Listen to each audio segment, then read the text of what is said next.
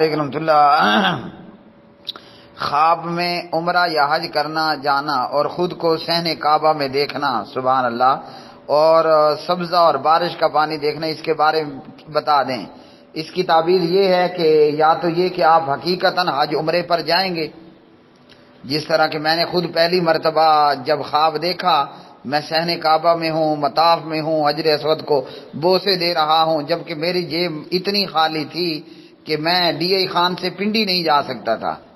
لیکن اللہ تعالیٰ نے بار بار 2-3 مرتبہ کے اس خواب کے دکھنے پر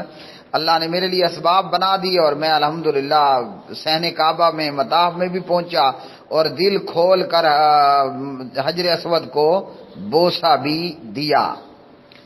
اور اب بھی اس طرح کے خواب آتے ہیں۔ اللہ سبحانہ و تعالیٰ سے دعا ہے کہ اللہ کرے کہ میری ہیٹرک ہو جائے اور میں پھر اللہ کے گھر میں عمرہ کرنے کے لیے پہنچ جاؤں اور بار بار ہم سب جائیں۔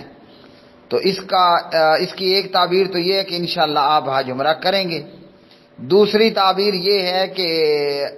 انشاءاللہ اللہ تعالیٰ آپ کو وہ اعمال کرنے کی توفیق عطا کرے گا جس سے آپ کا پروردگار خوش ہوگا۔